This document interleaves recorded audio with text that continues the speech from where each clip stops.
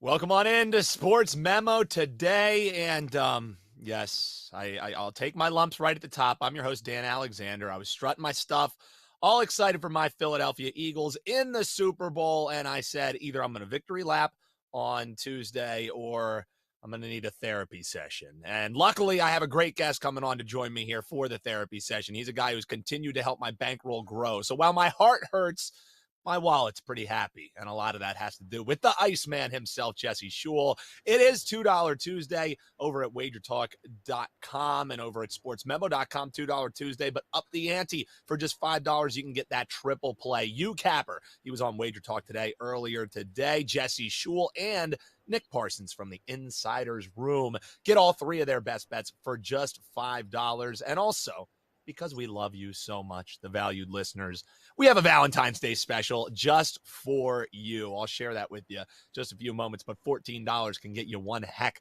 of a deal here. One day only here, Tuesday, Valentine's Day edition of Sports Memo Today. Like I said, only one guest. Glad at least it's not like a Cowboys fan or a Chiefs fan that's coming on to really give me my lumps. It is the one and only Jesse Schule. And Jesse, one hell of a handicap. First things first, go over to this guy's page. He did terrific on the gridiron. CFL is right around the corner as well, and he's heating up on the pitch. So definitely head on over sm.buzz/JS. Before we get to anything, a week ago to the day, you came on here and you said, I dove deep in the books and found one hell of a plus money play. It was plus 800 for Joe Burrow to be the leading passer in the playoffs. He was eliminated a round ago. Jesse, we got the 8-1 home. I thought for sure I was going to be seeing you strutting the leotard on today's edition of Sports Memo today, brother. You know what the funniest thing is, Dan, is the Super Bowl kicks off at 6 a.m. where I'm at. And I wasn't enjoying myself at halftime. I had the Chiefs to win the game. I had the under, and the under was already burnt. I wasn't even thinking of a lot of my props. And, I was tired because, you stay up till 2 or 3 in the morning to do these shows, and you wake up at 6 a.m. to watch the Super Bowl. So I watched the entire game. I was happy to see the Chiefs come back. I started calculating my props, and I noticed I did pretty well with the props. But I was so tired that I went back to bed, and I was laying in bed at about 3 in the afternoon, and I thought to myself, wait a minute, Mahomes didn't pass for that many yards today. Let me check this out on my phone. So I was actually half asleep when I figured that out, and I called that my sneaky prop, and it was sneaky indeed. And it was one that was given out for free right here on Sports Memo Today. That's why it pays to listen. And, you can build that bankroll and then grab the premium plays because those have been doing just as good as these free plays that Jesse Schule has been dropping. But a plus 800, I had to let you strut your stuff on the top of the show. And my bankroll appreciates it. I had a nice, 22-unit gain on the Super Bowl. So my wallet was looking good.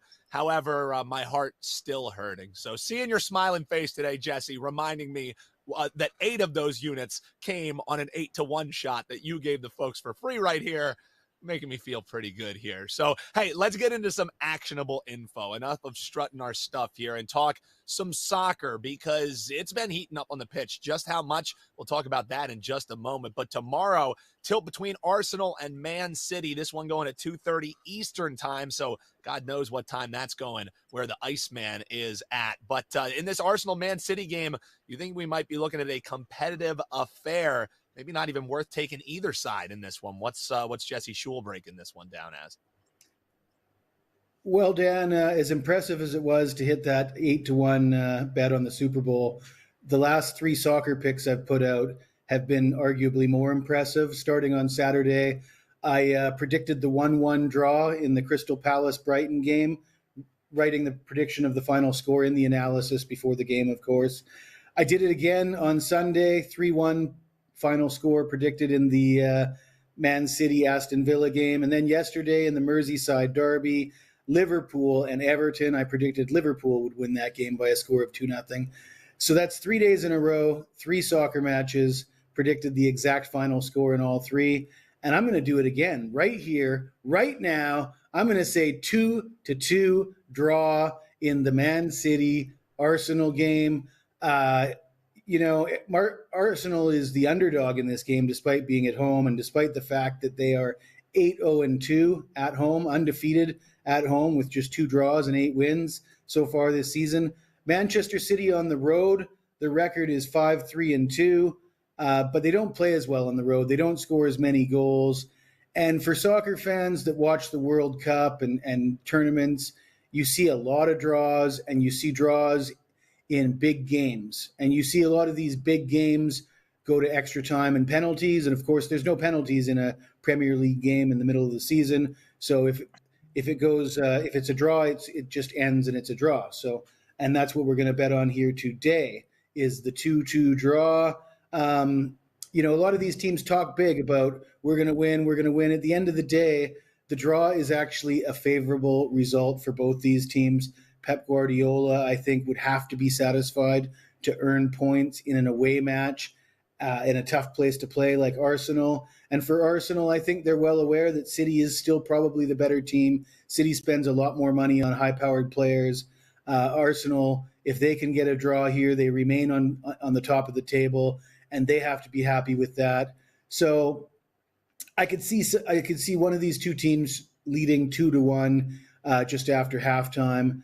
Somebody gets an equalizer. It's 2-2 with about 20 minutes to play. I think both these teams will shut it down, play conservative, and just take that draw. So that's what we're going to go for, is the draw in that game. So we're looking at the draw, also a little sprinkle on the 2-2 exact score finishing for my man Jesse Schule. And man, if you hit this one and you make it another straight exact score winner, we may have to change it from the Iceman to the Clairvoyant as your nickname here over at SportsMemo.com. Well, it's almost like I'm 12 hours ahead and I'm watching the matches before they happen. Yeah, you got Biff's Almanac. Who would have thunk it? Definitely go check that out, sm.buzz/JS. Well, you keep giving out these nice plus money peaches here for the folks, and you have one that you're eyeing as well in college basketball. Things, as you said, we turned the page from the gridiron, looking at the hardwood, looking at the ice, looking at the pitch as well, and something you've been diving in on doing pretty well with is this college basketball market, and you're starting to see maybe the cream rising out in the West Coast Conference. So maybe a future play that people can sprinkle on with all this bankroll game that they've had over the last couple of weeks. What do you think in a college basketball future for the folks? Well, the West Coast Conference is certainly not the Big 12 or the ACC, where it's anybody's game on any given night. It's basically been owned by Gonzaga for decades now. St. Mary's likes to threaten and make some noise, but they rarely actually do much except for finish second. But St. Mary's is actually the favorite to win the West Coast Conference at the moment. They've got a 1-game lead on Gonzaga. They beat Gonzaga in a head-to-head game already, a game that Gonzaga was leading big at halftime, and St. Mary's had to rally to force overtime and won the game in overtime. But that 1-game lead they will take that 1-game lead perhaps if both teams win the remaining games, which they're both heavy favorites to do so. These two teams do not lose too many conference games to the other teams in the conference. So we're assuming that they're both going to win out until they play on the 25th of this month, but they're going to be playing the rematch at Gonzaga. It's going to be a home game for Gonzaga. It was hard enough for St. Mary's to win at home. So if that happens, if Gonzaga beats St. Mary's at home, then they're tied. They finished with the exact same record in conference play.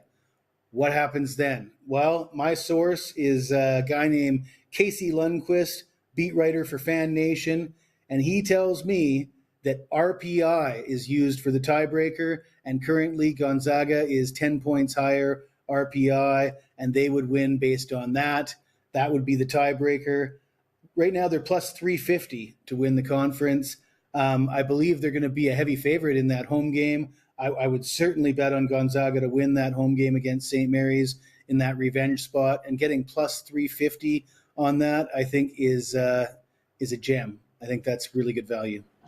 Way to take a play where you could potentially have to lay chalk in it, do a little research, look at the RPI and realize that, hey, we can essentially make this into more of a money line bet at plus 350. Man, Jesse, I love the way you attack these games, that you attack this handicap. You're trying to find what other people aren't thinking about, what they aren't looking at, and that's where the real value is going to lie. When people head on over to your page to grab that $2 play that you have, what are they going to find? Locked and loaded. And also just tell the folks as we head away from football what they can kind of expect from the Iceman moving forward. Well, I think you're already starting to see you can expect diversity. I bet on a lot of sports. I attack from a lot of different angles. I play props. I play player props. I play futures. And I'm fairly successful at all of it, to be honest with you, Dan. I mean, the numbers are what they are, and everybody can see them at sportsmemo.com.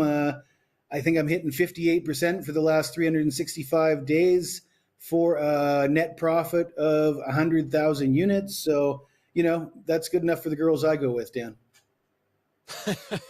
And that is Jesse Schule. If it's good enough for them, it should be good enough for you too here. And we mentioned that we have a little Valentine's Day special.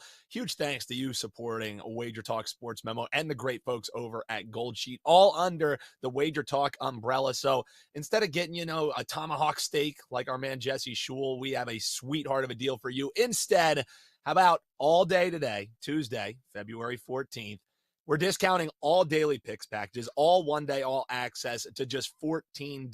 So that includes, if there's any 5%ers that you want to grab outside of the great deals that we have for our $2 Tuesday handicapper like Jesse Schule, the $5 triple play. You see a 5%er you want to grab, it's usually $35. Our gift to you, take that under $15, just $14, no coupon needed, any daily pick package, any one day, all access, that's $14 as a thank you to you who tune in here on a daily basis on Wager Talk TV and Sports Memo TV. Huge thanks to Jesse Schule. Huge thanks to Eric doing a terrific job behind the scenes, because that does it for us on a Tuesday edition. And I made it through without crying or complaining about the refs in the Eagles game. So I think I'm doing pretty well here to start off the week. I'm Dan Alexander. We'll be back on Thursday as we continue to turn the page towards this coming season, and March Madness right around the corner too. So as college basketball talk heats up, make sure you're subscribed. Make sure you throw us a like. Make sure you're hopping in the comments so you're ready to go. And we'll see you Thursday on Sports Memo Today.